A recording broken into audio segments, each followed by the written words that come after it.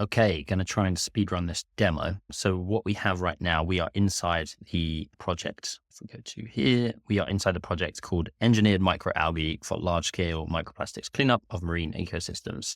This was a bit of a crazy idea we had on Discord a couple of years ago, but we thought it would be fun to test it out on this pipeline to see how far we could get, be a good benchmark, right? Crazy idea to a developed business research proposal. So if we hit this technology tab, what it will do is take us to this technology canvas. And essentially we have these different sections. We have questions to answer on each one, just to elaborate on our technology, right? What things do we need our technology to have in order to satisfy our end user? So we've got primary goal, critical sub goals, must have features, nice to have features, constraints. So these are things that our technology is battling against, the considerations we need to figure out. The status, so where is this technology currently? Has it been developed at all? And then what we have on these sections, or some of these sections, is AI summaries as well. So here we would answer 7 individual questions. You can see the answers aren't too complicated, so it won't take you too long to fill out this entire page. And then the AI generates a condensed summary of that, which then goes through into the next step.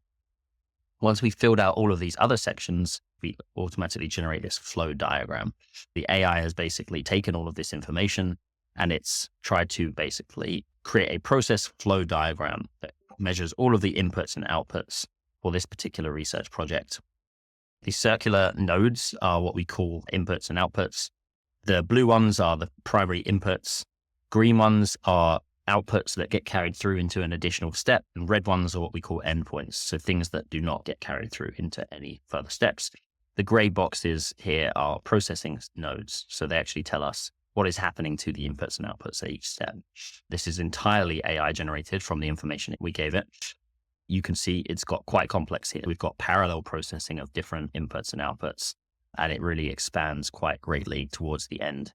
We've checked this over. It's pretty accurate, but you can also customize this. So if you want to add your own nodes, you can do. If you want to change it up, you can do. If I'm happy with it, I'm going to hit this lock button. And you can see it was already locked earlier, but that just to prevent it from being changed if we change any of the answers to these. Once we're happy with that, we'll hit run analysis.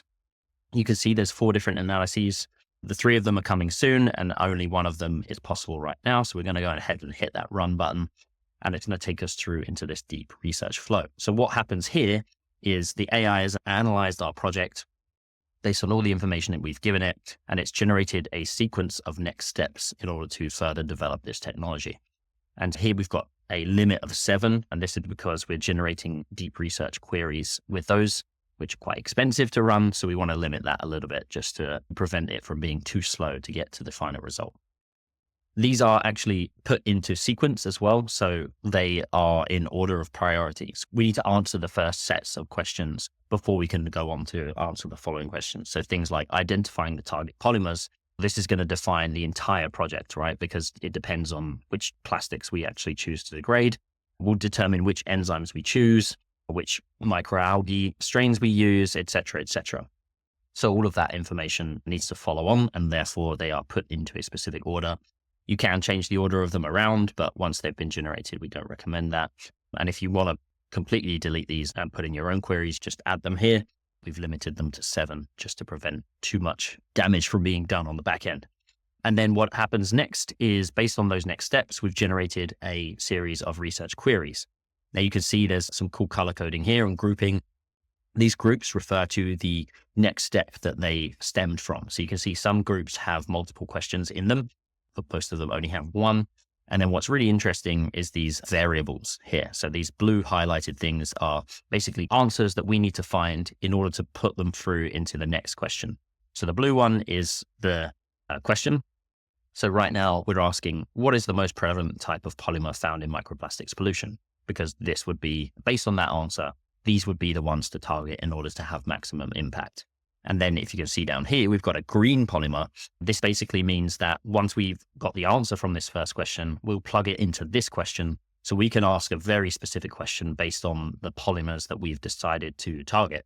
So you can see like it just stacks on top of each other, and we develop a really complex research investigation from what is a very simple design process in the beginning. I won't go through all of these individually, but just to show that they can be edited, they can be deleted, and you can add more if you want. But if we hit next, once we're happy with them, then what it's going to do is go off and do this literature review. Now, we've already pre-generated these ones, so it won't be quite so fast as it is here, but the overall time for running this thing is just a matter of minutes. So you could really get quite crazy results very quickly. You can view the individual results. So each question has its own little research report. If I open that one up, you can see here, we've got key findings summarized and then the citations added at the end. So we've looked at, so we can look at where is it getting this information from. And we've got our literature stacked on the right-hand side as well. So we can actually go through the entire literature list from this research review. You can see many papers. I think we're looking at hundreds. So this is work that would be done by a human in hours, days, sometimes weeks. And we're doing it with the aid of AI in just a matter of minutes and getting very accurate answers that we can trust. But it doesn't stop there. What we do is take all of those 10 literature reviews that we've got individually. And like I said, we stack them on top of each other to give a final result. So here you can just see a list of the different results that we've got. So the results for the variables that we were looking for. So we now know we've started with an idea that was simply, can we do this thing? And now we've got the pH conditions that we need these enzymes to be active in. We've got recommendations of which enzymes we should be screening. We've got a list of polymers that we should target. We've got the byproducts of the degradation of those polymers. We've got regulations that we need to consider, microalgal strains as well. And then the 3 biggest consumers of microalgae in the ocean currently, and potential ecological risks from the degradation of those polymers. So we've gone, like I said, from an idea, a crazy idea, to a very detailed understanding of how we can actually implement this technology. If you're a scientist, it gives you a head start. But if you're not a scientist, it's allowing you to do things that you would previously need to have significant experience and qualifications in. And then what you're seeing here on this screen is the final presentation, the final analysis based on all of the results that we found. So we can download this final report, open it up, and it acts like a consultancy report. So we've got an executive summary, key technical findings are summarized here, and of course our list of citations that have been used for this particular one. This will be much, much longer in the real feature once we release it. We've just kept it short to cut down token usage while we're playing around with it. You can see here we've actually extracted a list of priorities all the way through to priority 6. These are in order of importance, right? So these are how I should be thinking about developing this technology if I actually want to do it. First thing is polymer targeting strategy. So I need to do a literature review. We've done that. Prioritize PE, PP, and PS. These were the polymers we identified at an earlier step. And then develop a strategic plan to focus enzymatic degradation efforts on these prioritized polymers. Now, these are really nice. I'm not going to go through all of these in detail. What we've also added is this lovely green button here. So we can actually automatically add these to the work packages of project. And once they've been added there, we can assign different contributors. So you can see in this project, we've got myself and Gunjan, our developer, but we can then assign the different people to the different work packages. And we can already hit the ground running, so to speak. Like I said, this is just a quick demo. If we return here, we're expecting to add 4 different analysis pipelines. So this is just one of them, but we're going to have 4 different ones. So things like optimizing the process efficiency and economic viability by refining key parameters and configurations. We've got comparative analysis, so we can actually set targets and benchmarks based on the performance of other technologies that might be addressing the same problem. And yeah, we're really excited to be adding these over the coming weeks. Thank you for watching.